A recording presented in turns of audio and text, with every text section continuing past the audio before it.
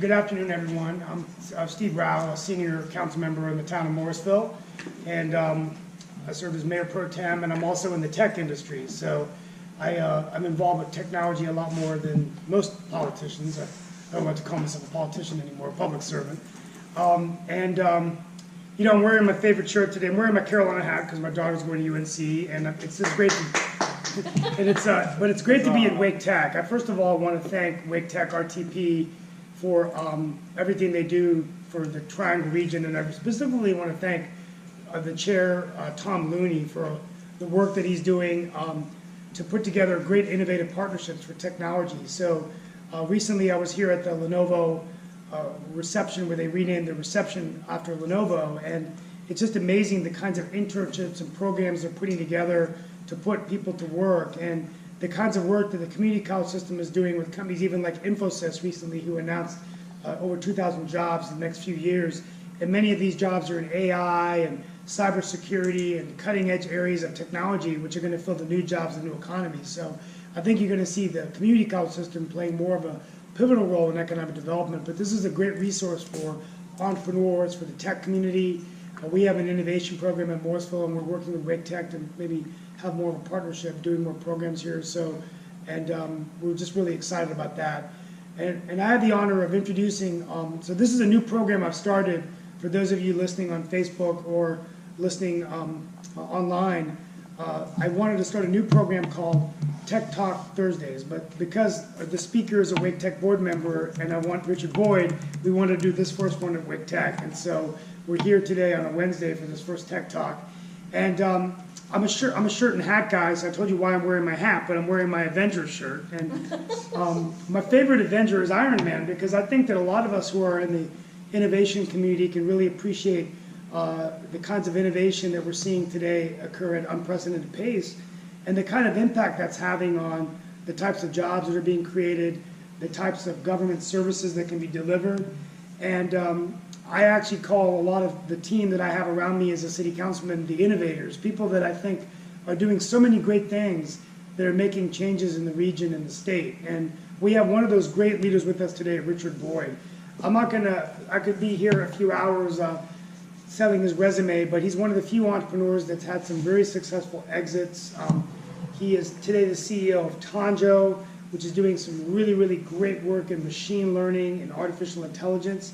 So I'm going to have him come and talk to us today about what he's seeing in AI and machine learning, what some of the things that Tanjo is doing, the kinds of things that could impact governments and businesses, and things that we need to think about as we build businesses and build companies and run cities and run governments. So we really thank you for taking your time and for coming here to Wake Tech RTP. And please give me a warm welcome for Wake Tech board member and entrepreneur Richard Boyd.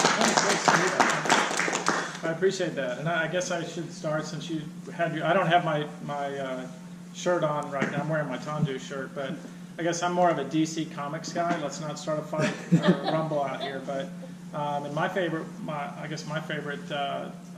sort of superhero would be Batman. Anybody know what Batman's superpower is? Innovation. Technology. He doesn't have one, right? He's a millionaire. That's a superpower unto itself. But he is able to wield technology to achieve his goals and to thwart crime and fight evil and all that. So I kind of like that. But yeah, thanks to all of you for coming to Tech Talk Thursdays on a Wednesday. That demonstrates enormous agility, and I really appreciate that. And we are going to, actually, I'm going to do this first. We're going to talk about, I'd love to talk to you about machine learning and AI and stuff like that. And this is from a talk that I just did recently. And I want to set the bar a little bit lower in terms of expectations, so therefore I can exceed it. I don't know how many of you had expectations before you came in. Did any of you? Well, good. Then I guarantee satisfaction, right? Because the algorithm is anytime you can exceed expectations, that's satisfaction. So, well, years ago I did a conference where I had my friend Stubby Doo, who's the producer for Dr. Dre, come and talk at one of these sorts of conferences, talking about how we can use technology to do music. But one of the examples that he showed me was this next one, and this is machine learning trying to compose music. And I want to use this just to sort of set your expectations. Where are my country music fans? Yeah, so. Daddy was strong and the stars of heaven. The I know the road words. was Go ahead again and sing for a along. great big bag. It was money, the devil, the crazy strings, and the shadow of her lady. And she said, no, you can't take my door. I don't wanna love you anymore. Everybody. Break my heart, beat my face, walk whiskey good in a whiskey straight. No, you can't take my door. This is going to stick in your head and you're going to be singing this all night long. But I wanna it be goes on and alive. on. I'm going to stop there just to say, you know, AI technology, machine learning really is advancing really quickly, but we have not yet reached that point where we don't need human beings. So despite all the stuff you're hearing in the press about it and how the singularity might be near, I want to talk about the fact that, you know, using machine, this is what happens when machine learning is left unsupervised, by the way. It doesn't do very well. But if you supervise it and you constrain it and you give it tasks that it can perform easily, and with a little bit of human cooperation, the humans and the machines working together, you can really do really amazing stuff. And that's what we're going to talk about here today. And if anybody wants that, I'll be happy to send you that, so you can put it in your playlist.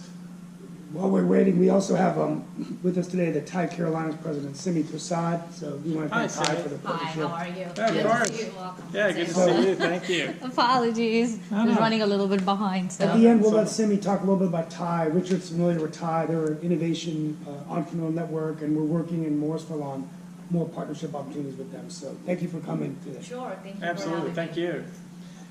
So I think one of the things Steve asked me to dig into a little bit more, because we're, of course, at Tanjo applying a number of technologies across a lot of different domains, but we're specifically going to look at right here, and I'm very interested in, how can we bring technology to bear to increase civic engagement, build community, and improve governance, right? So that's the topic that we want to sort of dig into. But first, I always like to give a little bit of perspective. This is my perspective, just so you know where I'm coming from and my team. There's some Tanjo folks out here as well. Our background is really in computer gaming. And in this area, in the Triangle, we've made a number of game companies. We've done game companies with Tom Clancy, with Michael Crichton, with Ozzy Osbourne, with Douglas Adams. Only one of those people is still alive. I'll let you figure that out for yourself. Draw your own conclusions. Ozzy, right. And of course, the big hit that we've had is Red Storm Entertainment with author Tom Clancy. We're the ones to blame or thank for having realistic tactical shooter games that you see out there today. But if you think in terms of AI and gaming, if you want to make very convincing characters, convincing environments, you have to master AI. So that's been part of our DNA for a long time. And so that sort of naturally flowed into where we are today. And then shortly thereafter, I created a company called 3D Solve Taking. This was after September 11th, where I was mad, like all of us were, went down to the Fort Bragg, knocked on the gate and said, you know, I don't know how I can help, but I have all this cool technology. We're the guys who did Rainbow Six and realistic tactical shooters. How can we help you guys? And we ended up building simulations to train around communications gear and all sorts of things at JSOC, and built a whole business around that called 3D Solve. Lockheed Martin ended up buying that company, and my team and I here, we decided not to move the team anywhere. Still kept them right here in Cary, North Carolina, but we have a concentrated group of very, very smart people. So two of my guys, so my current CTO, Ken Lane, at Lockheed Martin, this 100-year-old company with 130,000 people in it, got Technologist of the Year in our second year there, just to give you an idea. And then David Smith, who's my co-founder with Tanjo, and with whom I've done a bunch of these little journeys out here in the film industry and elsewhere, he was the fastest person to reach senior fellow in Lockheed's 100-year history. So, and that's all North Carolina grown talent here. So we want to continue to support places like Wake Tech and our great university system to make more people like that. And that's my role, by the way, is I just try to find people smarter than me like them, and I try to huddle them together and get money and feed them with the money and with caffeinated drinks until they produce really awesome things. But today we have Tanjo, and I'll tell you a little story about how that came to be. And another little bit of the story is, we have a lot of the components here for innovation in the triangle. You need talent, you need good leadership, and you need money, right? The one that we're still sort of struggling with a bit is the money part, but we have the talent, we've got the leadership. There are great people here. There's a lot of very, very smart people here, again, produced by our technology, our tech community colleges and our universities. So, but you don't have to go and move the company outside of North Carolina in order to raise money. I think David and I were on our 7th company that we've started here now, and I think we're like 4 for 7 if anybody's keeping our batting average at all. And so that's pretty successful, I think.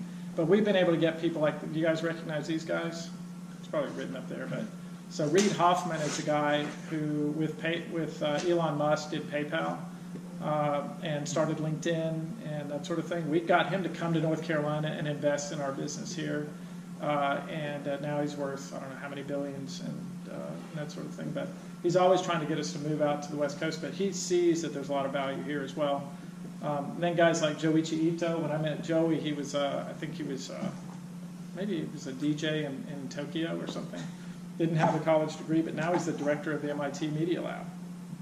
Very smart. But again, two of the smartest people I know. Like I said, I collect smart people. And when they invest in businesses that I run, of course, I'm very appreciative of that. But that is something that we can do here in the Triangle. And then this is the thesis, again, for today that I started with by talking about that music and how you leave the machines on their own and you're going to get some so-so results. But if you create this sort of fluency, this connection between humans and machines to optimize outcomes, that is a central problem of the century. It's a central problem of the Triangle, of North Carolina, of individuals, countries, or companies, or education institutions. No matter who you are, it's getting that balance right. And the problem is, the answer to that question, to that algorithm, changes about every month, right? Like we used to think, like, oh, there's certain things machines are never going to be able to do. Humans are really good at creativity and that sort of thing, and machines will never reach us in that regard. But we're getting humbled very quickly as developments accelerate in that field. So we'll talk about that. But I still think, and again, I've written in TechCrunch, and I talk about superhuman education, superhuman healthcare, all these areas of endeavor. Was talking with some Allison over here about real estate. I think every field has that. I don't think there's any field really that's immune to that idea of that balance. So that's what we want to talk about for government. We've gotten a bunch of awards recently and a lot of recognition.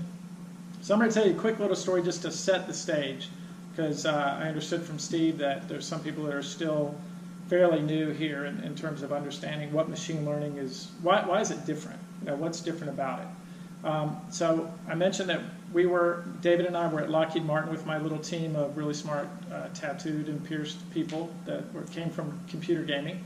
And we were called out to Microsoft. This is in 2009. So I don't know if you guys recognize this device. Anybody recognize that? The Microsoft Kinect, right, which goes with the Xbox. And they were working on it. That's me with Alex Kipman and with Jaron Lanier. Alex was the inventor of this system. Jaron was there working. Jaron's the guy who came up with the term virtual reality, by the way.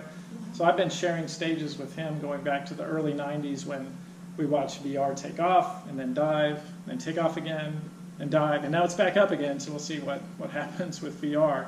But we were there to see if Lockheed Martin could help them with the sensors they were putting in this device. And pretty quickly we found out that what they had was pretty good and they didn't need our help. But they showed us what they were doing, and the problem that they had is they'd shipped Xboxes all over the world. They had, all these Xboxes had only about 100 megabytes of available memory, and they had to build a system that could use those sensors and understand things like, hey, a human just walked into the room, or that's a cat, or that's a dog, or the difference between a table and a chair and a plant and a lampshade, and stuff that sounds really easy to us, but especially even in 2009, which I don't know about you guys, doesn't feel that long ago to me, but it's been 10 years. But back then, that was a computationally really difficult problem to solve with machine vision. And the way they were solving it is not the old way, of AI, like we were using to make games, but the new way, which is large data sets are more powerful or better than algorithms. So the old way, just to help keep this straight in your head, the old AI from 1958 until now was a human had to understand a problem completely. Let's say a problem like autonomous vehicles. How do I teach a computer to drive a car? Right? That was a difficult problem. And we failed miserably from 2004 to about 2007 because we were trying to do it the old AI way, right? Which is, I need to understand, like, how do I drive a car? And of course, a human driving a car is mostly about ignoring everything you see. If you're looking at every bird that flies by and every person that walks or every car that drives up to stop at a stop sign, you'd be hitting the brake the way new drivers do, right? The way we drive is by ignoring most of the input and processing a lot of stuff, which when we don't even understand how we do it. So how can we tell a computer how to do it? So the breakthrough and the reason we have autonomous vehicles today, and the breakthrough for these guys was large sets of examples, and not 100,000 examples, not 1 million examples, but millions and as many as you can get, and then give that to a set of organizing, inferring little machine learning libraries, and it can figure that out, right? And infer and create its own understanding. And today you can just take 100 hours of video, give it to a base level, a basic set of machine learning libraries for automobiles focused on that task, and it can learn to drive just by watching 100 hours of video. Now, in their case, they had examples of stuff from living rooms all over the world, but again, they got it down to this brain that was less than 100 megabytes, not gigabytes, 100 megabytes that fit in the Microsoft Connect system and shipped it all over the world. That blew us away. And again, you think, after being in this business for 30 years, we get jaded, right? And we think, there's nothing that's going to surprise me anymore. And in the end, it's all code. And you're going to hear me say that probably a lot today, because it's true, it's all code. But this is a fundamentally different way of looking at problems, right? And it's getting really interesting. So let's talk about that. We worked on a bunch of different projects, including doing stuff for the Learning Registry. I'm not going to go deep on that. If we get into questions and you want to talk about it, we will. But we built a system. One of the first things I did is built a system that could look at like everything in the Smithsonian, categorize all that stuff, and auto-tag it. So humans were trying to auto-tag that stuff. And Arnie Duncan, the Secretary of Education at the time, came to Lockheed and said, we need help because humans, this task is going to take a century if humans do it. We've got to have a machine do it. We built a system that could do that. And the way it did it is, let's say I'll just use a quick example that I've used that I hope resonates. If a human being reads a book like War and Peace, right, and you had to tag it, how would you tag it? Who's read War and Peace? You might say, it's a book set in Russia, it's a love story, it's during a war, I don't know. Tolstoy, right? Written by Tolstoy, right? And that's how you would tag it. You'd probably stop there, right? But that makes search and retrieval, or how transparent to inquiry is that thing now that's been stored away in this, Raiders of the Lost Ark kind of example. This is the image I like to use is, if you guys saw Raiders of the Lost Ark, there's this clerk who takes this incredibly potent artifact and puts a little tag on it and writes, Ark thing, and puts it away in this big warehouse. And that's the way most data is in most environments, but especially in government, right? Is that thing is now not transparent to inquiry. It can either save or destroy the planet, and yet nobody's going to be able to find it when they need it, right? So what our system does is it can actually read and understand or look at back then we were doing images as well. I'll talk about why we're focused more on text today. But it would map it with up to 4,000 concepts, all given a numerical weight. So this big, huge, fat thumbprint. It's like, as our CTO, Ken Lane would say, it's like typing 4,000 words into the search bar in, 3 seconds. If you could do that, you'd get some really good results. But most humans aren't that good, or aren't going to spend the time to do that. And so that's the secret behind that. The other thing I want to implant in your brain before we start talking generally about applications is this other idea of what are machines really good at? Well, one of the things, like I said, is they can look at lots and lots of stuff really quickly, way faster than any human can, but especially text, but certainly images as well, right? So we did, one of the early things we did is we had our system, we just took what we call a clean brain. Again, that's that sort of raw set of machine learning libraries, and we said, let's have it read every single legal opinion in United States history since 1797 across all 417 federal jurisdictions. Why? Because we can. Because it's a relatively trivial thing to do that if I can just get all that data in one place. And without the system knowing anything about like the law or what any of the words mean, in fact, it doesn't even understand the words, and we'll have to talk about that philosophically later, but it can categorize and classify every one of these things and actually become a great asset for anybody who wants to understand and get easy access to every single case that's ever come before a federal jurisdiction anywhere in the United States since 1797. And that took 8 days, 7 or 8 days. So that's the kind of thing we can do. Here's the other really interesting idea. Like I said, don't ever leave machine learning unsupervised, right? That's how you get that country song that we heard at the beginning. But sometimes leaving it unsupervised is really useful and provides us with an insight that we wouldn't ordinarily have. We call this actually the new scientific method, right? The old scientific method is a human being or a bunch of smart people like us have to sit around and go like, how are we going to make a 50-year battery? Or how are we going to colonize Mars? And let's design some experiments around that and go run the experiments and see what we can come up with, right? So we started with a goal. One of the cool things with machines, with their powerful capability to read a lot of stuff, never forget anything, look for patterns that may or may not be interesting to humans but are interesting to machines, what you can do is just dump all the data in the top and say, hey, machine learning system, find every hypothesis that might be interesting to me. And then rank them in order. And then I'll go through and I'll say, that was cool or that was weird, I don't want to see any more of that. And just that little activity there really accelerates our understanding of the world, gives us new insights into data that we've never had before. So this is a new, and that's what all this stuff really is. It's a new tool in your toolkit, right? So that's some of the sort of basic ideas. And I won't run you through any of this, but again, some of these ideas like this kind of shook my world back in 2014, again, not that long ago, when DeepMind was able to learn how to play Atari games. And that's me with Nolan Bushnell here, the guy who founded Atari originally, and also founded Chuck E. Cheese because he needed a place to put his Pac-Man games and all that. But anyway, DeepMind could learn, and it would be pretty easy just to program it in and teach a system how to do it.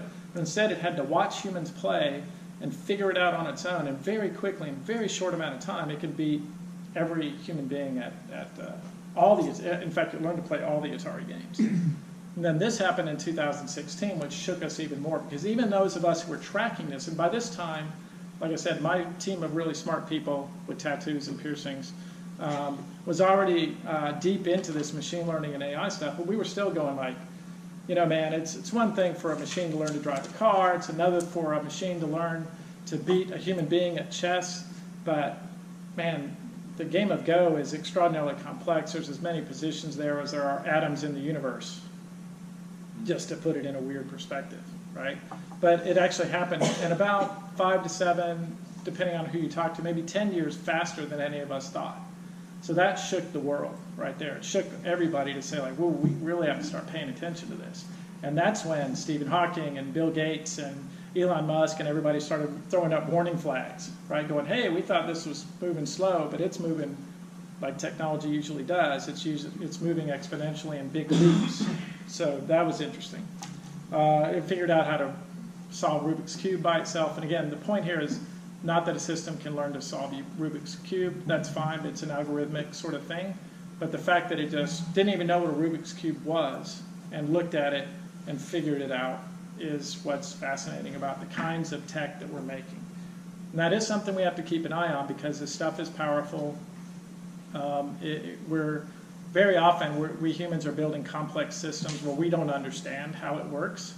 That's happening in the financial industry and energy and a bunch of other areas. So we have no hope of trying to stop it if we don't even understand how it works. And when you go to this level of like working with neural nets and things like this, it's going to a whole new level.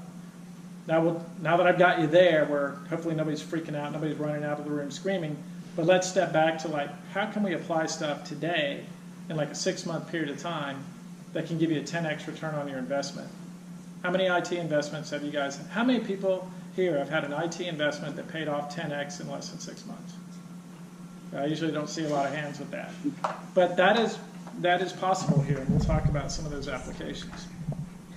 I want to take you through the, well, let me just, I'll plant one more seed here for you. I already talked about this idea that old AI, and this is just me arbitrarily saying, before I went to Microsoft and got religion on machine learning, old AI was this, which is a human understanding something and telling a computer what to do. The next wave is just give me a whole bunch of data, and then I need good data scientists to massage it into a position, and then I can get some extraordinary things. I can't find enough data scientists, and I'm getting calls almost every day out of Silicon Valley trying to hire away our data scientists. That's a problem. And at Wake Tech, we're making data scientists. At all the universities around here, we are, so that's a good thing. It's a great field to go into. And then already, though, I'm looking at this next field, which is, again, bringing the human back into this discussion. What does this mean for human behavior? We've spent the last, 10 to 15 years making billionaires in Silicon Valley, and why? Just by doing it the way we did before with ABC and CBS and NBC, by monetizing human attention, right? And coercing human behavior, right? Through advertising and that sort of thing. That's what Facebook and LinkedIn, and that's what it all comes down to. You can distill it all down to monetizing human behavior. So can we do better things with that, though? With this capability, with this data exhaust. So what I did when I started having these sorts of thoughts, me and my team, we reached out and found people like Dr. Richard Carson out of UCal San Diego, and Dr. Jordan Louvier out of University of Washington, who are the foremost academic authorities on this field of human behavior and choice modeling, right? It's like, how do we understand what people are doing? And one of the first things they have me do is read this book. You guys read this book? Have you heard about this? Yeah, so the central idea here is, if you want to understand people, you don't ask them questions, you don't survey them, and it's because they lie. And they don't always intend to lie. Sometimes somebody put it as, we're very poor witnesses to our own narratives, which I think is a pretty pithy way to say it. That, if I ask you, how many drinks did you have? How many glasses of wine do you have a week? Or how often do you exercise? Or how often do you eat fatty food? Or whatever. We all go like, oh, I just only have, one glass, no more than one glass a night, and whatever. It's like, well, we looked in your purchase history and in your trash can and in your location services, and it looks like this number instead. That's what that whole book is about. And it talks about how, exit polls and surveys did not predict Donald Trump or Brexit. What did? Google search data and Amazon purchase data. That told us who people really are. What do they do with their money? What do they do with their attention? And where do they go during the day? And that yields a very, very deep picture of who we all are. Now, like everything, that's a double-edged sword. And I hope that we're going to be able to talk about that a little bit when we get into Q&A, because I just did a talk at the East Coast Game Conference 2 weeks ago where it was called The Black Mirror Implications of Data Exhaust and Human Behavior. Cool little paper, right? But it really just says, and even people who are not on, who say like, well, I'm not on Facebook or I'm not on LinkedIn. It's like, do you have a cell phone? Are location services on? Oh, and do you know if they're on? Like if you haven't gone in and turned it off for every single app you have, they're probably on. And for pennies, I can buy your data that I can tie to you specifically. I know how long you sleep at night, where you go every single day, what do you do with what are your patterns of life that I can turn into something that I can sell or use. So we're in the David Brin Transparent Society already. So we've been able to do fun stuff with this, like, and I've talked about this before. One of the first things I did, we looked at people that I had a lot of text on. So we had our system read everything Victor Hugo has ever written, everything written about him, and pretty quickly I was able to make Victor Hugo, or a version of him, right? And then I'm able to go visit him every day. Even today, he's been out, how long, Will? Like 26, 27 months now. And I can see, like, what's he interested in? How's he reacting to current events and that kind of thing? What's he reading? And he reads everything and scores it. And he doesn't just read 5 or 10 things a day like a human might. He reads hundreds of thousands of things and scores them all. And I get this really deep view of what he cares about. I'm looking at the world through his eyes. So we initially called this the empathy engine, right? And we can do that with anybody. We can do it. We've done it with George Washington, Martin Luther King, all sorts of things. We talked about making a dating product for a while, again because of the amazing data that we had. And this was 4 years ago. I never got comfortable with it. We decided not to. But again, back then it was pretty easy to get in, get 3 million profiles of OkCupid, have a system that basically, because people write about themselves and talk a lot, I can make a pretty deep model that is essentially a Myers-Briggs or something of all these people. Now I just got to create an algorithm that says what kind of Myers-Briggs profile tends to match well with what other kind, and what physical attributes tend to work well together, and let's make a dating app out of that. And we talked to eHarmony and all these different groups, and everybody got all excited about it, but me and my investors were just like, that's not me. Let somebody else do that, and that's not something I'm going to do. But could you do it, or are they doing it today? Yeah. So it's interesting to be able to do things like go and see what people are doing from these models. But what if the next step I can do is I can actually go and like, hey, if I'm running a company like at Lockheed where I have 130,000 employees, I'm thinking about, as the president, a new insurance plan or some new policy we're going to roll out.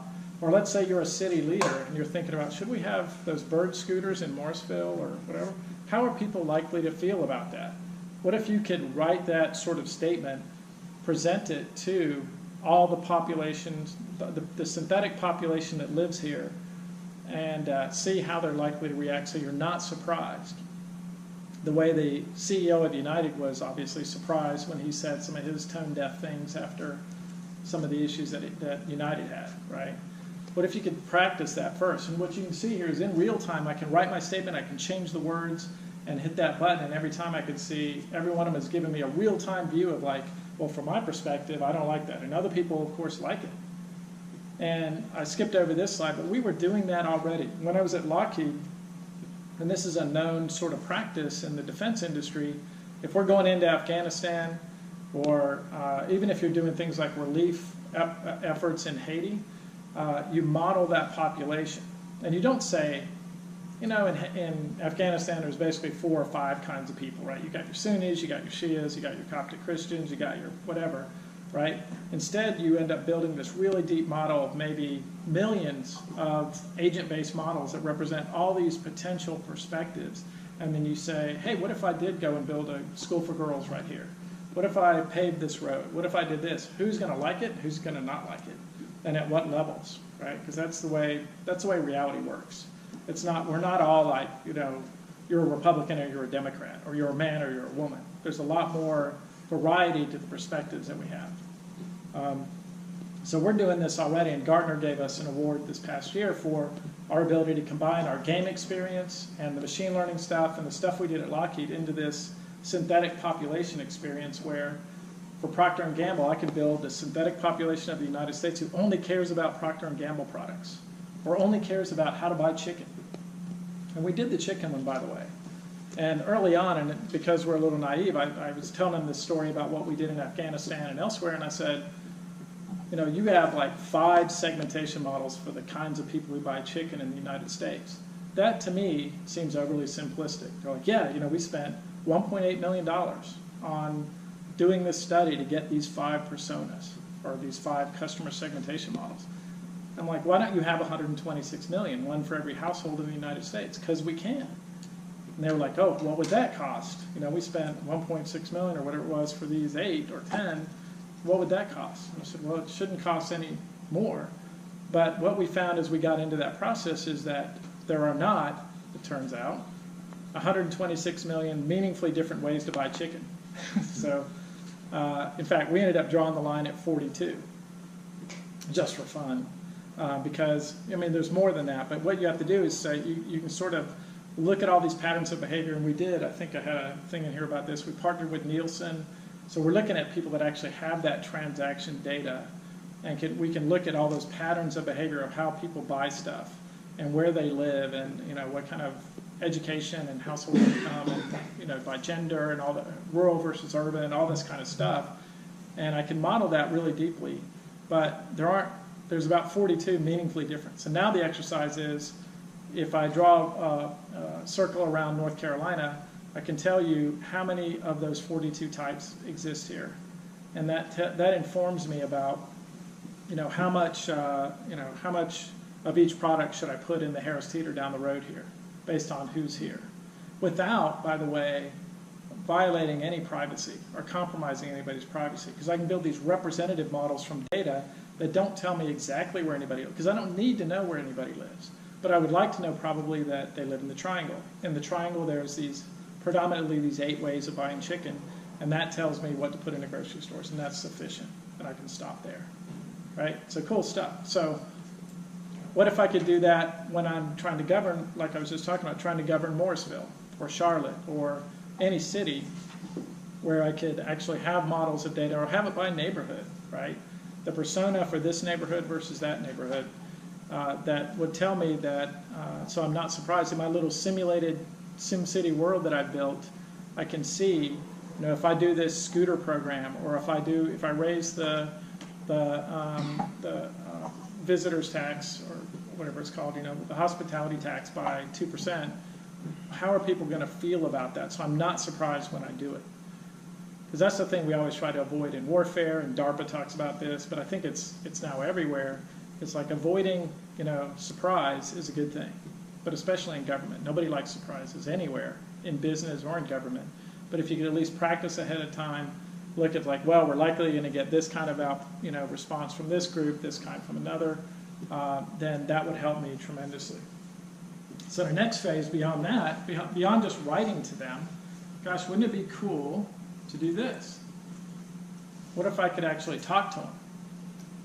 So what you're looking at here, now this is sort of an abstract example, but I've got two AI systems talking to each other, and then a human being in here. He's represented, I don't know if you can see it, by Ben Goff here. Ben is asking questions to a chatbot. The chatbot has been trained just on understanding how humans talk. So Ben can phrase his question 10 different ways, and the thing will understand him. And then it turns and talks to the expert bot that understands this contract, or whatever the content is, or it could be War and Peace, or whatever, or the law, or whatever it is. And he can answer the question, and then the bot says, all right, thank you, AI contract bot guy, and turn around and answer the human. And this works pretty flawlessly right now, assuming you can train it well on data. You've got enough examples to train it on. So that yields a really interesting set of opportunities, right? But that's, again, a lot of these ideas for us really come from gaming. I don't know how many of you played SimCity, but I know Jeff Braun, and when those guys first did SimCity and The Sims and all that stuff, I used even some of the skills I learned in SimCity for how I run businesses today. I'd rather, work off my revenue than actually raise bonds and work with debt, right? That's still what I prefer to do. And I found that to be a winning strategy in SimCity. But again, this idea of Sim Morrisville, right?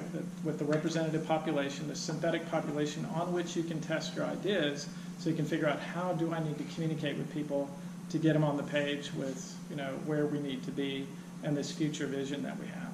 And how do I collect information from them about what they want and what are their values, and make sure that what I'm doing is governing in sync with those values. There's all kinds of cool stuff we can do with that. Every time I hear about the legislature here, somebody working overnight and coming up with a new fat bill, and they haven't shared it with the other party, and then they put it on the floor and they want to vote by noon, and everybody's like, oh, crying foul, saying, how are we going to read all this in time to do this vote? I'm like, machine learning, we can help you. We call both parties to say, we can help you with that. So I haven't gotten anybody to take us up on it, but I'm like, if you have a system that's been trained on ideally I would say, in an ideal world, it's trained on your constituency, and what are their values, what are their interests, what do they care about, and then have that AI read the bill, right? And then tell you right away, here are the pieces that are objectionable, and here are the ones we're fine with. And then you don't have to even read it. You can have the AI read it, and you can train it to read it from whatever perspective you want. But like I said, ideally it's from the constituency that you're representing, and we could speed all this process up. And you could also go to new levels of transparency in government, which I don't know if anybody's up for that yet. Doesn't seem like we are, but the technology is there to help us. So there's tremendous opportunity there. So again, we have some examples here we're playing with around, and we're working on the UK census and some other things, so both here and abroad. And by the way, with our customers in the UK, what's interesting there is they already have the GDPR. You guys familiar with GDPR? I forget already what it stands for, but it's about privacy and protecting privacy. And we have our own version of that. I think it's CCPA or whatever the acronym is. It's coming here as well.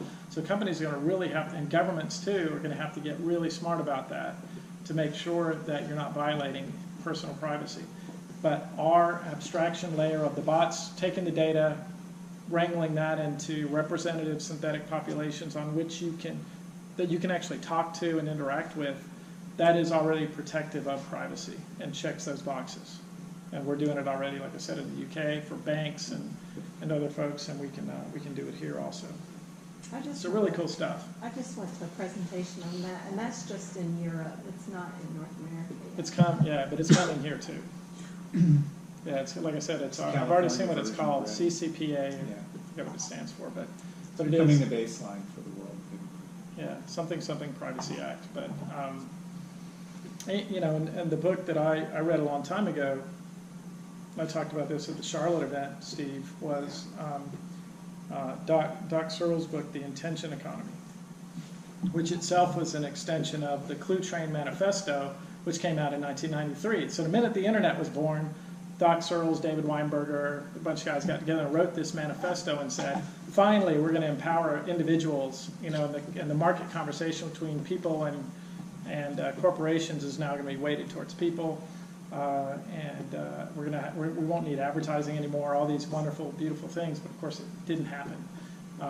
But I still think those ideas are really interesting, and there's some interesting business models and opportunities around that, especially in government, to make sure that you do have again, if you've ever played SimCity or The Sims, you want a happy population of people who are thriving, right? Isn't that our goal? That's the utility function or the goal that systems like this can work towards. So let me see. I think those are the main ideas. I'll share this one last idea, and then we'll open it up to Q&A. All right, and then we'll talk about some specific structures around what you can do in towns and cities and local governance. So everybody's heard of Cambridge Analytica, right? So that's an example of using this kind of tech for arguably nefarious purposes, right? For something other than creating a more wholesome democracy. Can we all agree on that? But it's also, like any technology, it's a double-edged sword. This can also be used for really positive things. So this is my example of that. Who eats kale today? How many of you eat kale? Everybody today, right? How many of us were eating kale 6, 7 years ago? Not many people in the U.S. So what happened? Weird, right? I'll tell you what happened. What happened is 7 years ago, the #1 buyer of kale in the United States was Pizza Hut. And it wasn't for eating. It was for putting on the salad bar in the ice because it stays green and it's a nice little decoration. Nobody was eating it. But the American kale growers hired this firm who was talking about tech like what we're describing here, and who this group, I forgot the name of it here, but they understood that, hey, we have a lot of data exhaust on people, and I can understand, like, who are the influencers? Who are people going? Where are people going to? What do people think? And there's this. That's how we got driven, by the way, to Dr. Carson and Dr. Louvier. Dr. Carson has this idea of base and swing, and just to map it easily to something everybody understands. When you're looking at Republicans or Democrats, there's no point in trying to make a Trump voter a Democrat, or vice versa, or Bernie voter a Trump supporter, right? The base and swing.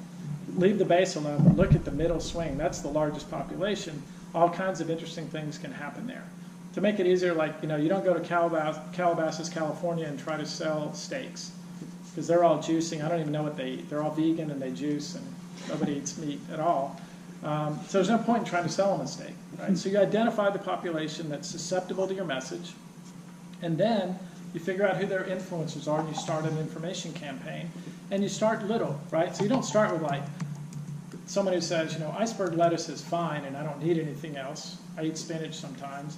To, like, no, microgreens are really good for you. Microgreens. Oh, kale is a really good microgreen. Oh, look, Gwyneth Paltrow loves kale. and here's some recipes that these different celebrity chefs are using to make kale really good. And now it's being served in these restaurants. It's really hip. It's really cool. Next thing you know, we're all going in and demanding, kale that's been massaged properly with a carbon neutral footprint for $15 a plate. That happened in 7 years. So it works. It happens. So again, it's not only understanding people better so you have better empathy, so you can communicate with them better, but also, how do I move them towards the place where I need them to be? If someone's in an unreasonable position, how do I move most of the people I need to agreeing with the new Wake Tech, the new bond that we need to build this building, and why it's a good thing? When they might, I don't want any more taxes, right? It's like, well, but if you do spend a little bit more, we add a couple of cents to your taxes, we can have great facilities like this where we can all gather, and your kids can learn better, and it's at a fraction of the price of other schools, and all these great things. And but I need to be able to get these micro messages across. So that's the other thing you can do. You can simulate that world and test it on your synthetic population, and then do it in the real world, and it works, right? And you got all kinds of interesting ways to do that.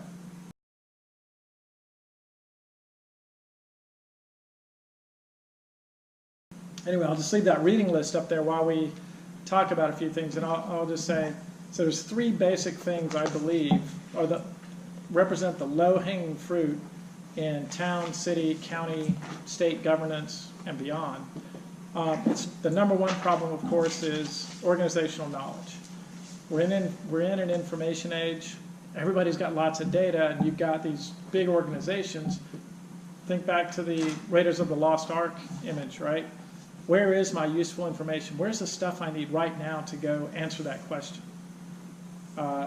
Instead of a human being having to go through and search it all, you just have a machine system that's constantly mapping it with that 4,000 node footprint and can bring it to you immediately. That's the kind of thing that we're doing for organizations like RTI. You may have heard we're doing it for all 58 community colleges. How many of you have heard of that?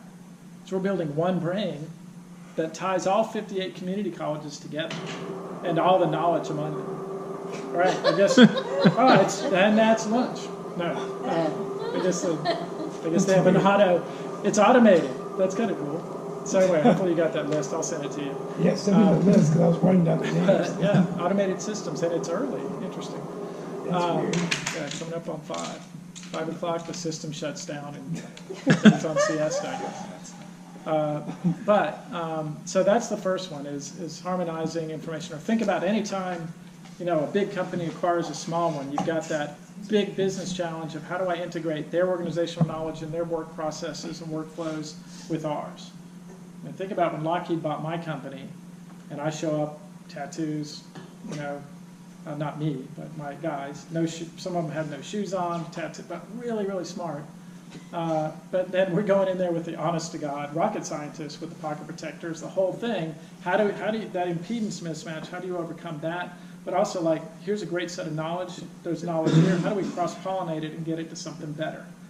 What Alan Kay calls, or he says, perspective is worth 80 IQ points. So that's number one. Number two is just what I talked about with all this sort of contract bot and that sort of thing. It's just the basic automation. I think that is commoditizing really fast. So the best example is I've seen so far is JP Morgan. We've done this for a number of clients, and it's pretty straightforward to do. Take any task where it's a human being reading a lot of stuff and having to apply some kind of judgment to it, right? Humans are just too dang slow, right? By my reckoning, we haven't had an upgrade since, what is it, Will, the Pleistocene?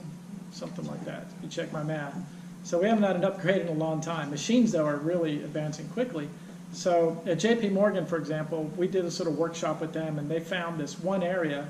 They said, you know what? Because I did this almost the same talk that I just did to you, and they went, we spend about 340,000 hours a year reviewing loan agreements.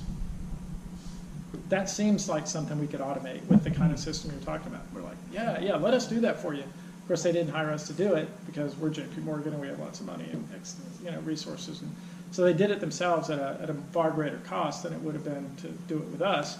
But 340,000 hours a year, think about that times, I don't know what New York lawyers cost, $800 an hour? Anybody do the math? Let's just round it and call it $300 million a year of an expense that's just in their budget. Like, this is an understood thing. Every year we're going to have to spend $300 million with New York lawyers to do this function, right? It's built into our stock price. And then all of a sudden they do a project that lasts 6 months and they'll never have that expense again. So an investment of, with us it would have been about 200 grand. With them, the internal group has probably cost them $2-3 million. But now they've saved, and they didn't get it to zero, but they got it to, let's say that now they're spending $30 million a year. So that's a $240 million return on a $2 million investment.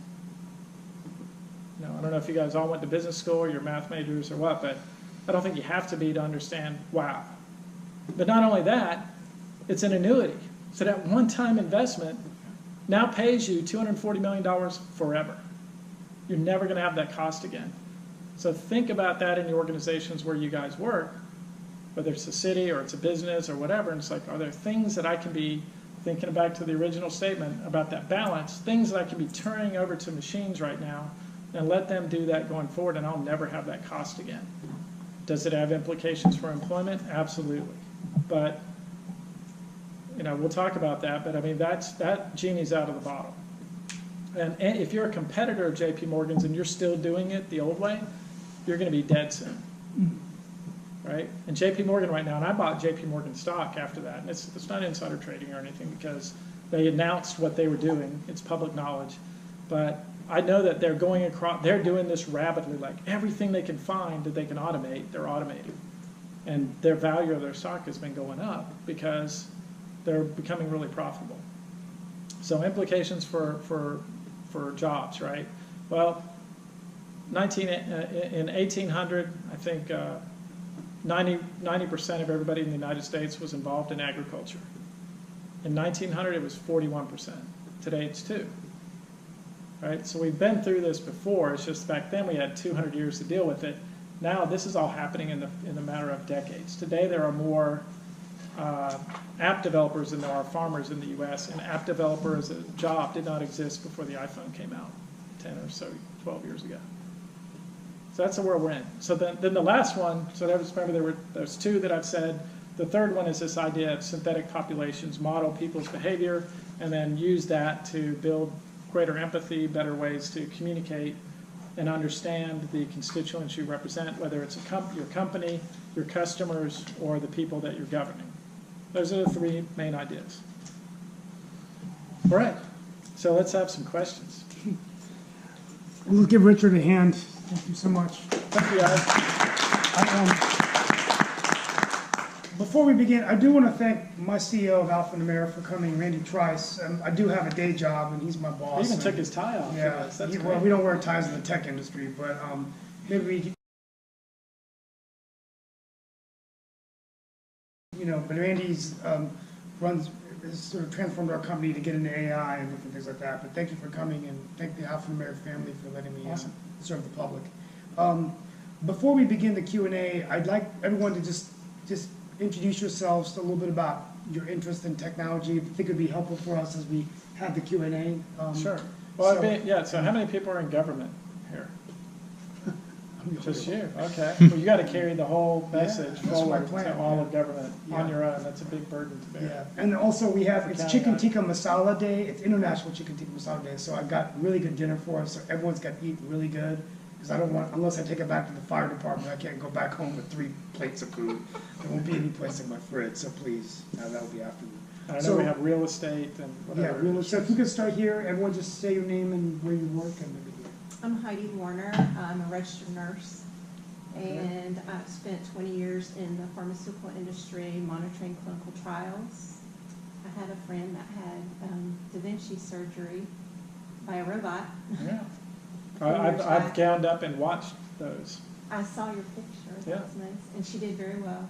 Good. Her husband's also a physician, and he was in the next room, so, but it worked out fine. But that had my thinking about that when I saw that picture. Healthcare is a ripe area for,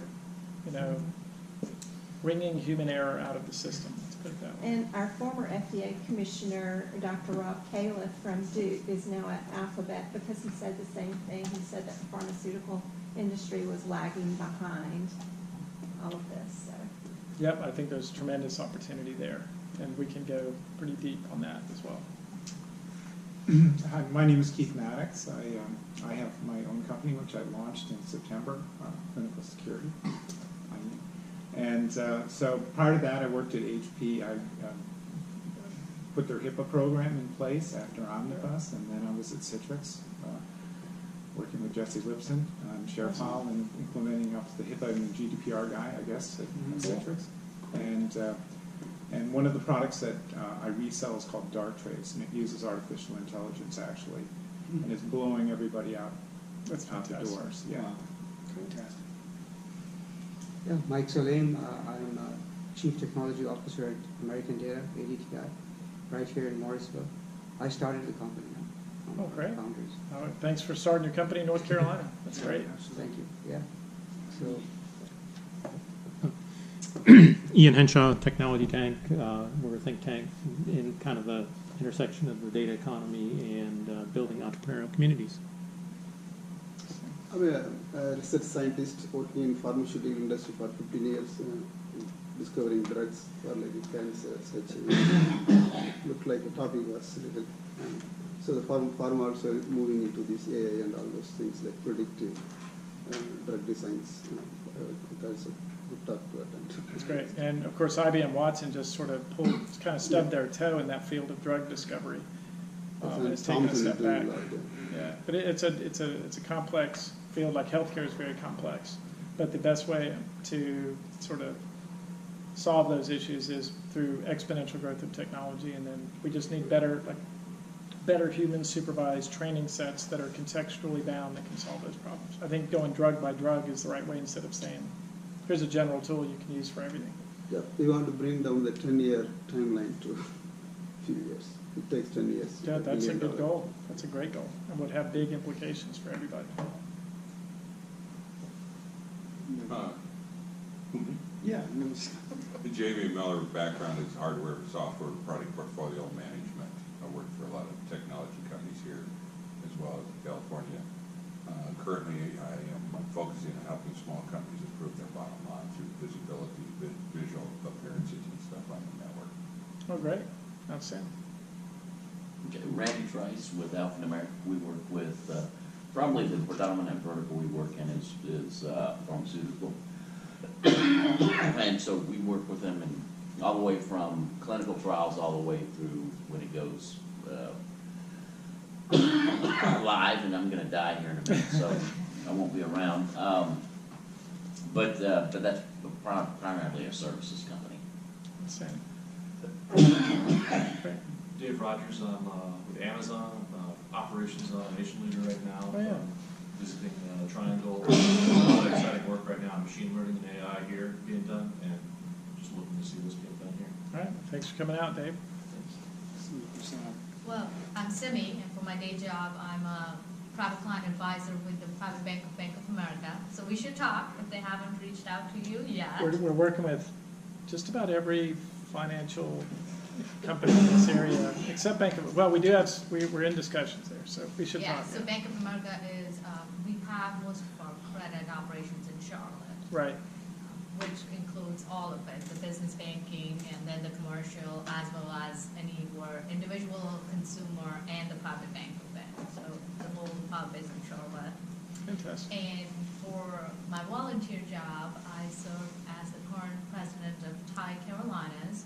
TIE is an organization Steve mentioned that you're familiar with. Yes. So it was started in 1980 in Silicon Valley with a bunch of billionaires who, smart people made money on technology, and they decided that it was time to support the younger entrepreneurs and network them and mentor with them and provide some funding. So that's the purpose and mission of TIE. Outstanding. In the Carolinas, we have a chapter here, and I do exactly what you said, surround myself with smart people and let them connect with each other and do wonderful things. But one thing that you mentioned was missing was the funding part of it. We do have an angel investing arm, which is funneled by the Carolinas in Silicon Valley. And it is spread all over 18 countries with 62 chapters. We also have a specific southeast arm, which involves Thai Atlanta, Thai Tampa, Thai Miami. So we have that resource available for the younger entrepreneurs. Plus, we pair them with established entrepreneurs for mentoring purposes, and we actually have a formal program where we monitor to make sure they're getting it. And as for the next generation, we run a youth entrepreneurship program for high school students. Oh, great. We give them a brief preview of what it would be if you started from ideation phase all the way to selling your technology. How would you go about asking for funding? That's great. I didn't And I realize think it was one of it- that comprehensive. That's great. Yeah, your daughter was a part of the program, right? Last year or this year? This year, yeah. So the winning team is going to MIT in Boston to compete in the global competition level in June. We'll Fantastic. see how that goes. Yeah, we'll have to try to look in on Joey, whether they're Yes. perfect. MS. Yeah, my name is MS Reddy. I have a startup firm. It's been 1.5 years. I'm going through a lot of up and down, uphill and downhill, and I know it's part of the entrepreneur. That's what the challenge I took it when I resigned from the Lenovo as a cloud architect. And having that startup firm, we've been serving in the 3 areas vertically with pharmaceutical, which is a prominent business here in the North Carolina because in the state we are here, and also we are covering in the healthcare where the EHR as well as all the more data analytical infrastructure related managing services. And the third sector is the retail, in that retail area, more focusing on the artificial intelligence, how we integrate into the cloud-based technology. When the moment I saw AWS, so that's where one of the prime core competency in the managed cloud services. We are now, we have a small set of team. We are serving in the 3 cloud prominent environments to provide the cloud managed infrastructure, AWS, Google Cloud, and Red Hat OpenShift. So, And that's a big issue for anytime you roll out this kind of tech. I always tell people that if you didn't already recognize that, machine learning is intimate and it's powerful. So you really need, if I was procuring it, especially at a financial institution or elsewhere, you want it inside your firewall, under your control, ideally at the source code level, right? In fact, we have some financial institutions who put it on a separate machine that's air-gapped from their own network because they're so worried about the kinds of data that's on it. And so that's part of our business model. But sometimes setting it up even on internal servers, that's a big part of the work that we had not really planned on when we first started. Because we always tell people, it's like, do it this way. We've got it all set up on AWS and DigitalOcean and Cloud 66, and we've got this self-healing, resilient system. They're like, that's awesome, but for us, it needs to be this way. On Linux, we don't do Ubuntu. They have all these rules about what can and can't be done. So it might be an interesting conversation for us to have. sure, yes, that's Yeah. good. We're happy to serve. My name is Allison Rouse. I'm the former Director of Sales and Marketing at Springmore Life Care Retirement Community. So I am a huge advocate for seniors and improving their life as they age. Now I'm a real estate agent with Keller Williams Preferred Realty, and as Richard was sitting here talking about AI, I drew an umbrella of how many programs I need to go to whittle down to one number that I need, to potentially price a home. I find that there's so much information that goes in to that. It's not an exact science. Yeah, it's a data fusion thing, yeah. Correct. And so when you're reading different descriptions about homes and you're trying to price it just right, this one might have wainscoting, this one might not, this might. So anyway, I have 5 different things that I need to go to under that umbrella to just try to get a really good number. And so when I look at the information for real estate and pricing homes or selling homes, I'm also looking at all the developments that are sprouting up outside of Raleigh and how are they impacting the current developments that are within Raleigh and some of the businesses. I'd love to see somebody just kind of bring all that together in one program, not to mention the hundreds of laws and rules, policies that real estate agents have to follow. Right, yep. It's contracts, hundreds of them. And you have to go to so many different places to find and do one. It's very time consuming. I'm always amazed by that. Like there are certain industries that have successfully resisted a lot of the tech, and I would say education, healthcare. I mean, healthcare has a lot of tech in it, but some of the fact that we don't have like sort of standardized way, like there's 7,000 hospitals in the U.S. and there's like 7,000 different ways to do different things, and that's somehow okay. And transferring records, like Joe Biden was initiative with his son, they couldn't. Yeah, well, like real estate. So my dad died a couple of years ago, and I'm still 2 years later. I'm trying to sell a piece of property in outside of Austin, Texas, and just getting them to, because they have this arcane weird probate system there, and they won't recognize my North Carolina thing. So there's like lawyers and stuff involved in this whole weird arcane process. I can't believe it's not just a button. Right. Like, you know, it's amazing to me that that's there's a lot of stuff that's still like that, and maybe for good reason, but in this case, I would say adamantly no, it's not for a good reason. Well, except it making impacts lawyers businesses as well. I mean, it impacts. I think all the data that is here in all of these programs could help businesses determine what's a good place for them to build a building, to grow, to what type of population lives here, who does what, you know. Yeah, I mean, I again, think if you it's could, a lot of.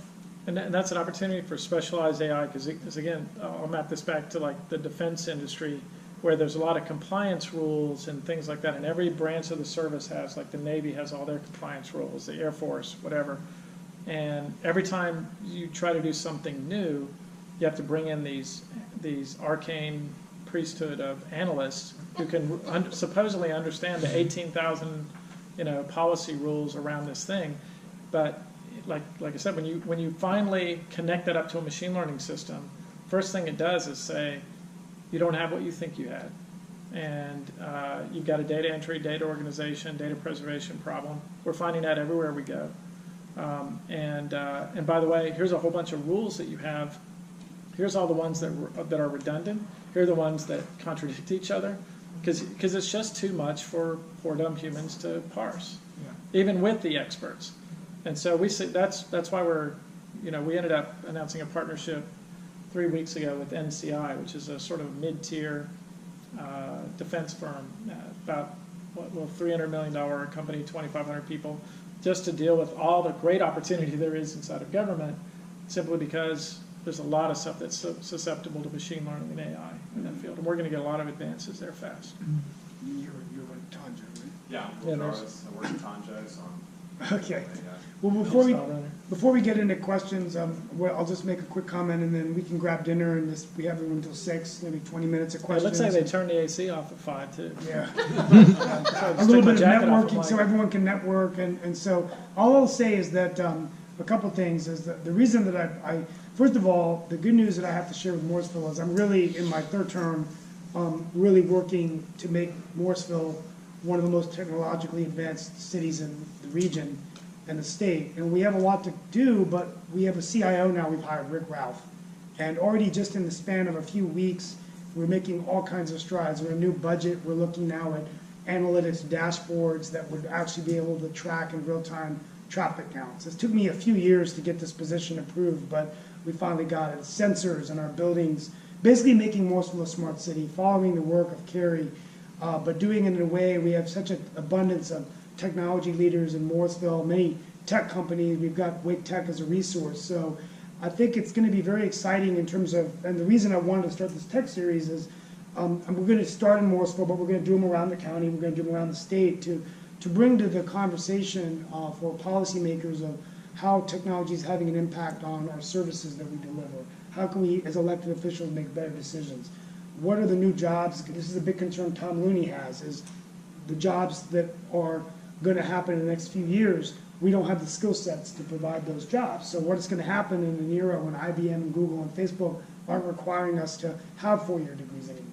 Am I going to go to a Wake Tech? Am I going to get a job? We've heard stories of people going to Wake Tech and getting jobs, right? They intern and then they get hired. Putting veterans back to work that are coming back, great opportunity. Arun Singh, who couldn't be here today, he's organizing a golf tournament to raise, last year they raised $400,000 for the wounded warriors, and that's at Prestonwood, I think, on June 3rd. It's a great cause, but there's organizations like North Carolina for Military Education, and how do we tie them into technology so that veterans coming back from Afghanistan or from Iraq or wherever they are in the world can come back and transition back and get a good paying job. So Secretary Larry Hall and I are working on sort of this.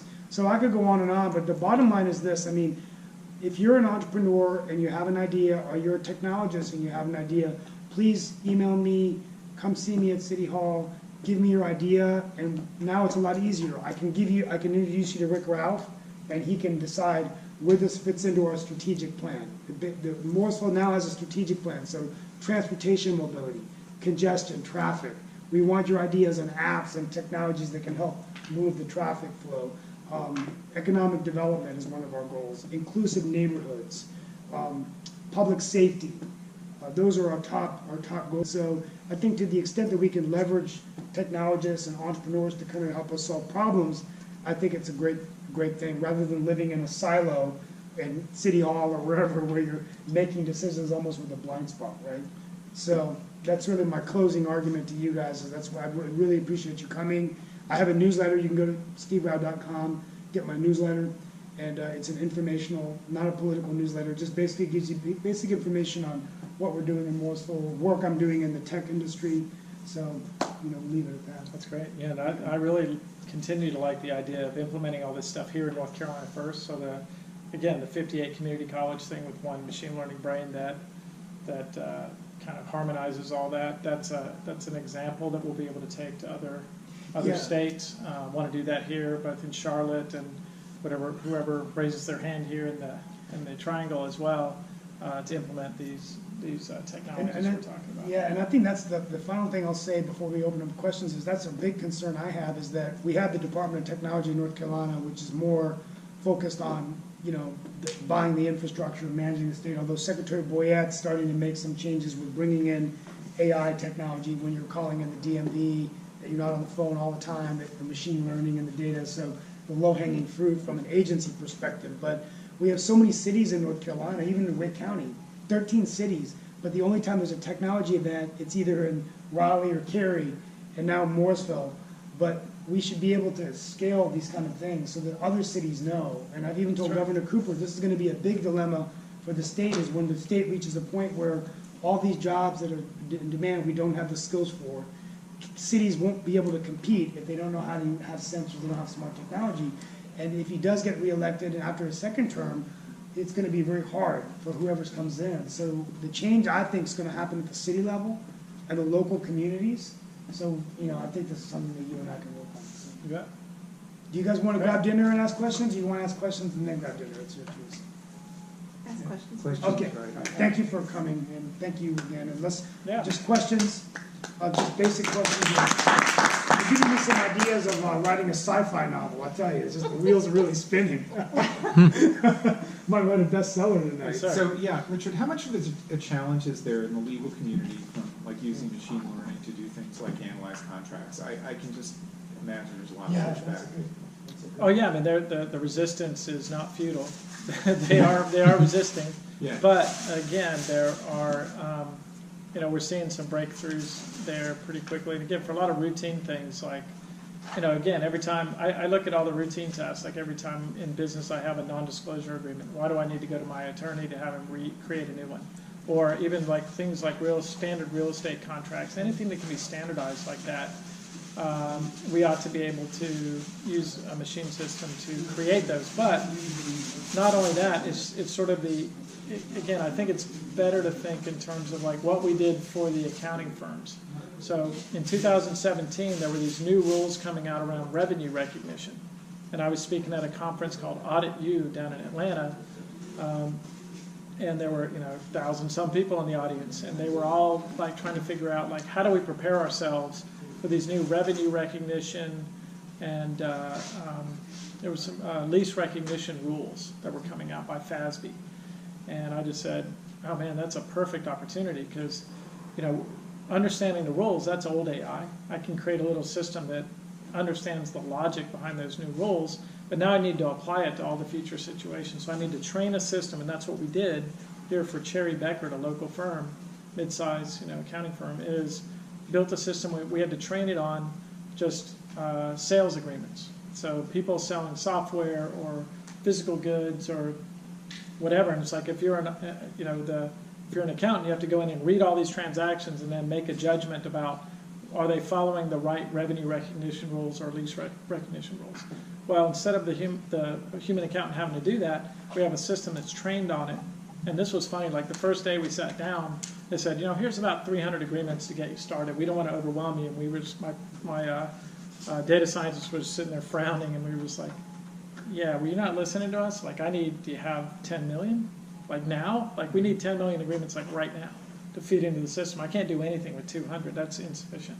So we ended up having to go out and find a training set that had about 4 million sales agreements. And it was everything from a scanned-in purchase order that someone had handwritten to a 100-page agreement that's got all the warranties and disclaimers and milestone payment terms and all that stuff. And once it's read through all that stuff now, and again, we're not replacing the accountant, but now one accountant can do the work of 10 accountants. Yeah. So they can just have the system read it all and do what, the original purpose of computers beyond just calculating was this idea of just bin sorting, right? Of give me an input and let me just put it in the bins and classify it for you. Machine learning is extraordinarily good at that, especially if you don't try to train it on like all human knowledge and have it be like Watson playing Jeopardy or something. You train it on just like, the only thing this system cares about is sales agreements and the terms and words and things in it and millions of examples of that. And it gets really, really good at it and becomes this 10x multiplier. And it's something we did in, 3 months? Well, very simple. Where I see a particular application is in compliance in particular, which I've been involved in years, right? There's so many different state laws, so much overlap, as you mentioned, right? You really need to use something like this in order to say, okay, how can I take the most efficient risk-based approach to applying these rules, right? Because most people don't understand half of them, they apply them incorrectly. And this is where I see there's a great application. Yeah, and I think the opportunity there is a purpose-built system that's trained on a massive set of examples and what the human judgment was on those examples previously, if you can get that. It's just case law. Yeah, just a big set of, it's basically a big lookup table that you train it on.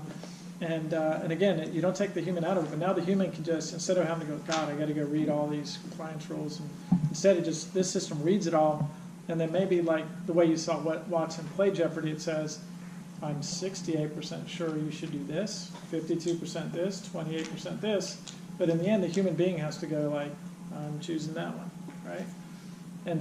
But it just accelerates the human's output, and that's why the articles, if you've seen me writing, I'm writing a book on this title, with this title, Superhuman. And again, it's what Hans Moravec says, it's ourselves in more potent form. The way a human who's adept at search is arguably more intelligent than people who aren't, right? They're in an advantage. So in this new age we're already in, if you have the ability to like read all the contracts and then do 8 hours of work in 30 minutes, do you have an advantage over people who are doing it the old way? Absolutely. Well, at HP, we spent about a year deciding if somebody was a business associate or not. We still didn't know, right? And it's probably something that you could figure out in a relatively short amount of time based on current case law and things like that. Again, it's all about making sure you've got a purpose-built system that's narrowly focused on that. So the word that we actually use behind that, and if you guys are fans of the Gartner hype cycle curve, if you follow their hype cycle, what's interesting, and I do a talk on that as well, machine learning has been stuck at the top of the hype curve for the last 4 years, and it hasn't moved. But they have this new thing that's gone down the slope and is up the slope of enlightenment already, and they call it ensemble learning. Well, that's basically what we do, which is a bunch of narrowly, remember when you saw the two systems talking to each other? They each have narrowly defined tasks, which they've become extraordinarily expert at. And that's, having those things work together with humans, I think, the recipe for dramatic success. And that's how I would tackle that problem you described. So Richard, there's a book, I don't get to read a lot, but once in a while, by Dan Brown. I don't know if anybody else is a Dan Brown fan. Yes. And Dan, it's called Origins. I think it came out in 2017. Yeah. I don't know if there's an S or not, but anyways, the very first chapter, I think you find it very interesting. So they go into a museum, and they're all handed a set of, earphones, and Robert Langdon says, I don't need it. I'm a expert, I know everything. All the art that is displayed. Said, no, this is built specifically for you, so you need to. So he goes and puts it on. And then the voice starts talking to him. And he goes, well, where are you? And the voice says, well, I know that you're currently in Spain, but I am somewhere in the U.S. And the whole way, all through the museum, the voice talks to him, and whenever Robert says something, the voice responds. He goes, well, I'm kind of feeling hot today. Yeah, it's 80 degrees outside, or something like that. And it's a lot of back and forth. At the end of it, Robert is convinced that it is a person. And then at the end, he goes, okay, well, where are you? Well, he goes, I was created just for you, because we studied your behavior. And he said there are 300 people participating in the museum today who are walking around, and each one had a particular headset which was personalized to Isn't them. that cool? And again, that's within you saw the pieces of that in what I just described, right? Personalized. Very fascinating. There's another book, if you haven't read it, came out in the 90s actually. It was called Diamond Age by Neil Stephenson, and it talks about this thing, the Young Ladies Illustrated Primer, which I still think is the model for education, which is a system that imprints on you and guides you through your learning journey for your entire life. That's one of the things we want to build for not just Wake Tech, but all community college students, eventually high school, and as far back as we can get while we're managing the FERPA regulations and HIPAA type things, right? But the idea, we call it GoalBot, but it's this idea of like, if you announce in junior high school, I want to become a nurse, or I want to be a lawyer, hopefully not, but there's no lawyers here, or Used to be, yeah. or whatever your goal is, right? And the system would actually help guide you along that. And one of the things that it recognizes is that, first of all, it's that personalized learning journey, but also your education is not just the formal classes you attend. 65 or 70%, depending on who you talk to, of education is all informal. It's the people you hang out with, the things you're pulling off the net, what are you reading, what are you choosing to do with your attention when it comes to learning. And having a system that guides you on that path, that tells you things like, today you should go have a coffee with Steve Rao, or you should go go visit this group, or read this thing, or watch this YouTube video, or whatever. And you have a whole bunch. Think about this little army of minions whose sole goal is to make you better. And there doesn't need to be just one. There could be, again, this ensemble concept of a whole bunch of specialized bots in each field that feeds up to one greater bot that's then communicating with the person. And when I sit down at dinner with my family, I have 2 kids, they know they already have their answers every day. I'm like, what have you done for mind, body, and spirit today? And tell me, and they're like, today, Daddy, I shot 50 hoops, and I played soccer, and I did this, that's my body. For my mind, I read this, and I pushed myself in this area, and we actually, because I'm into gamification, I have little points that they get for each thing. In spirit, here's the people I helped, and I helped Mommy do this, and whatever. But I want to see that every single day. But think about that on a grander scale where you've got a system. Its goal is like, how do I make you a better person? So one of the youth entrepreneurs team for this year's competition, they came up with something similar. They said high school students have a lot of mental issues, and going to the nurse at school is taboo-ish. You don't want your friends to know you have a problem. So they said, well, why don't we build an app on our phones, because everybody's looking at their phones every time, and then the nurse would feed them information through that based on what they're searching, what they're typing, and the parents would have oversight on it. And they could be getting treatment, but nobody else knowing that they're getting the treatment. And I think that's also a very rich area for this kind of technology. And again, you really hope that in that field there's a high human touch possibility there. But the problem with it is, again, we already know, like at Wake Tech, that one of the key things behind student success is getting the help that you need. So we have these counselors. but we have something like a dozen counselors and we have 70,000 students. So how do you extend the reach of effective counselors to more people instead of leaving them alone as standalone? Because what I keep saying is being a standalone human being is insufficient now. And that has to be done very, very carefully, because we had this case in California or somewhere where the family was told their father was dying by a robot, and it was done in a very Yeah, no, that's inhuman hard. way. So I could see it working in that situation, but not in this one. Yeah, I mean, you have to understand where the human touch is needed and where you can provide other kinds of assistance. It's been, So these students just focus on, one, their generation, so mostly high school, and they look for problems which are prevalent in high school or middle school right now. Like one of them was vaping. Yes. I'm sorry, this is my wet. My dog is in the so Okay. let me take all right, that's your bot calling you, your vet bot. Right, yeah. So as you apply like these new capabilities growing not just exponentially or geometrically, but paradigm altering how people make decisions or what, you know, we're now going to apply this to something that maybe manipulates behaviors as well as just opinions. You argue opinion is behavior. How much is Tanjo or the industry investing in understanding the ethics, not just ethically, like what applications do I choose to do, but now that I'm supporting this type of application, what are my obligations to audit my model, to make sure the data hasn't become corrupted within different areas?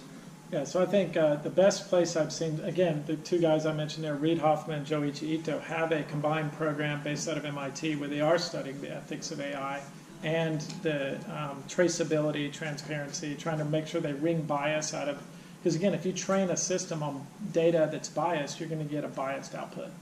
And you've probably, guys, have all seen, like, if you know, early on, Watson trained a system on, they included like the Urban Dictionary in its training and it started cussing in its responses. Or there's another one that Google did where they were training, or some academic institution with Google stuff was training it on, not Quora, but Reddit or something. And it became very racist, xenophobic, just horrible very quickly, and they had to take it out back and shoot it. So that's important, and that's why I just sort of trim it all down to say, for anybody who's buying this kind of tech, I'm like, look, you must understand it's not just like buying a server or any kind. This is potent stuff. It's very intimate. In order for it to work well, it needs to come in and connect to all of your information, your personnel, when it works well, it has access to everything. And that's why you need it under your control, source code level. And that was the breakthrough for us. And I had a hard board meeting where I explained, it's like, yeah, we're going to give our source code to our customers. And they're like, wait a second, you know, you're giving away the whole baby. We spent X millions of dollars building that. And I'm like, it's the right thing to do. It's the only way to do it. And it's like, and again, I talked to Bob from Red Hat, you know, and I said, well, it is possible to build a pretty thriving big business on open source software. It means there's a lot of services and other things that go with it. And of course, what we've learned is, in order for it to work well, it has to be trained properly. And that's one of the specific skills we've invested in, is how to do that properly. But absolutely, I would never use this stuff without full traceability. After the announcement came out about what we're doing in North Carolina, we talked to another very, very large state. It's like, we want to hear about it too, but you know, we're already doing machine learning. We've got Google, Microsoft, everybody in here, and they're all but they're giving it to us for free. And I'm like, really? Why are they doing that? Oh yeah, we give them the data, and then they go. And I'm like, whoa, stop right there. What data are you giving them? It's like, well, you know, everything they need, but it's free. It's like, is it? And does the population? I won't say the state. Does the population of your state know that you've given all this data, all this private information to these corporations? And you don't know where, you lobbed it over the firewall, you don't know where, but it's coming back to you and it's becoming useful, right? And that's great, but where'd your data go? Who's keeping it? Like, oh, they said we signed an agreement that they would keep it safe. I'm like, holy shit, you know? Is that similar to Facebook? Yeah. I mean, Are you familiar with the book Life After Google by George Gilman? Yeah. Yeah, I've talked to George a couple of times. I had lunch with him 2 weeks ago. Yeah, I used to give away his telecosm books until I guess some of the premises now broke down. So he said that but you know, all of us, nobody's, everybody except like the analysts who make bad predictions, that they never seem to, like Gartner will have those things. I shouldn't talk about Gartner. I like Gartner. But no, analysts will make predictions and they don't come true, and no one ever like falls under the axe for that. But George had a lot of predictions that didn't come true. Smart guy. He had a lot that did come true. That's true, yeah. It's like talking to Alan Kayes, my hero, about Xerox PARC. It's like, yeah, they invented PostScript. It's $1 billion business, right? But they totally forgot. They invented the internet and desktop computing too, but missed that completely. But are they unsuccessful? No, they did some cool stuff. So I have one question. Yes, sir. So for the education related, what are the areas, what are the applications we can, what are you guys focusing so that we can help better to the next generation? In education specifically, yeah. So again, I think this whole idea of getting personalized learning paths and information to students as they need it is a wonderful area. And I think I've written several articles on the Getting Smart website. It's in the Getting Smart book and a couple of others which I can direct you to. But it's really about how do we make teachers superhuman, and their role I think needs to change. But it's about guiding students on these learning paths, and then and using technology to do that. But I'm on the board of trustees here on my second term. Originally appointed by a Democratic governor and reappointed by a Republican governor, so I can be diplomatic. And I was on the board of, so James Cameron, the director, started a school as an experiment. And I'm always attracted to, again, smart people, especially billionaire smart people, who are taking out a clean piece of paper and trying to create something. So he and his wife created a school in Calabasas, California called the Muse School. And basically they just said, look, we're going to create a whole new way. Like they started with, and I remember talking to Jim, I was on the set of Avatar with him and talking about this, and he was like, what kind of people do we need to make? And I love those kinds of questions. It's like, what does that mean? It's like, what kind of people will we need in 2020? How do we make them? Let's start a school and make those kinds of people. And I'm like, oh, I'm in. So I joined the board of that school, and we ended up looking at a lot of different models and settled on the Reggio Emilio model, not Montessori, Reggio Emilio, and then project-based learning and all. But we decided no tech, because we brought in experts from all over, like Sir Ken Robinson is still on the board. I left 2 years ago, but because the commute was kind of hard. But Sir Ken Robinson is there, a bunch of other smart people, and they're like, no tech before 4th grade. But after that, they've got to become fluent with these tools that are changing the world. But before that, we don't want them distracted by screens and stuff. We need them out doing project-based, synthesized kinds of learning that follows what they're passionate about and is contextual and all this great stuff. And we're just starting to graduate out of high school, the first of those kids, and they're some pretty extraordinary kids. So in the school, in the education itself, because in the education institution level itself, there is a psychology-based related applications also need to be more in demand. So in that space, if the AI can extend or leverage the contribution so that kids can be more aligned to the better career or better behavior. Yeah, it does start with understanding who somebody is, putting them on a path. Now, one of the I'll tell you another quick little story. If you guys are all right with it, I'll tell it as fast as I can. But at Lockheed, I was part of a really interesting project there with the UK Ministry of Defence.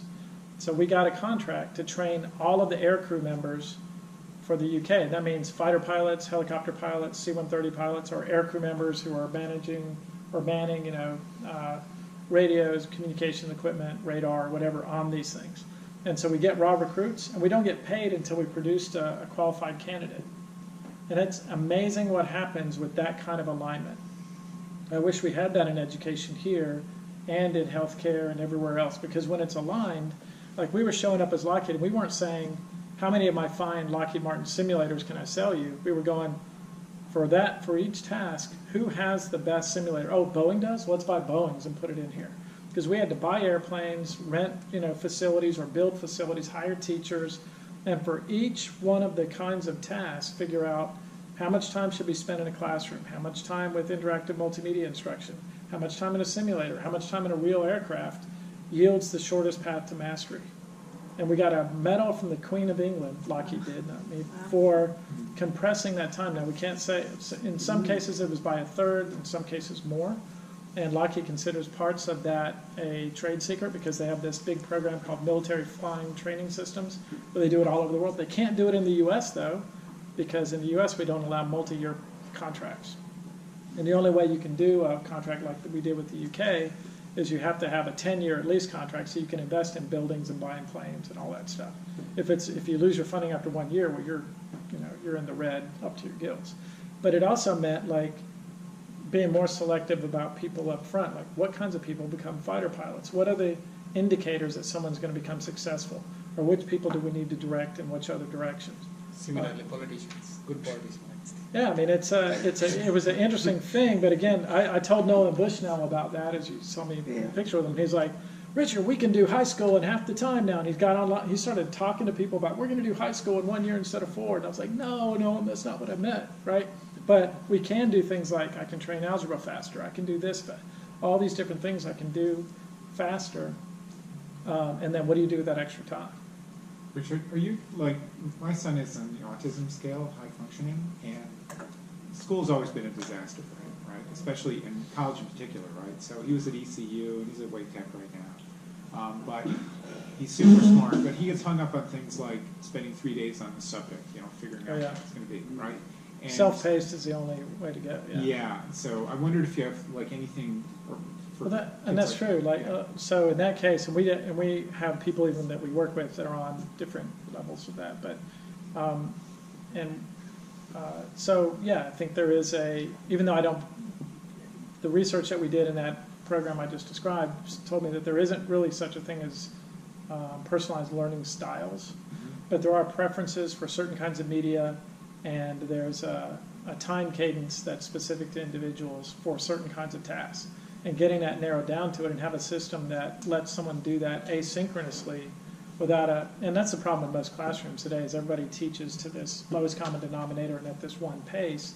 And what we found is if you let people race ahead, those who can, and then the teacher gets to spend more time with those who are having difficulty at whatever modality they're in, and you get, and we did this, we had this validated many times with the stuff we built, that you get, we'd go from a 50% pass rate for something to 100%, and do it in a compressed amount of time in every case. And we did this in McDonald's, I did it for BP gas stations, I did it for all kinds of stuff. So I think we do have solutions for that. Getting it past the policy part in education still remains difficult.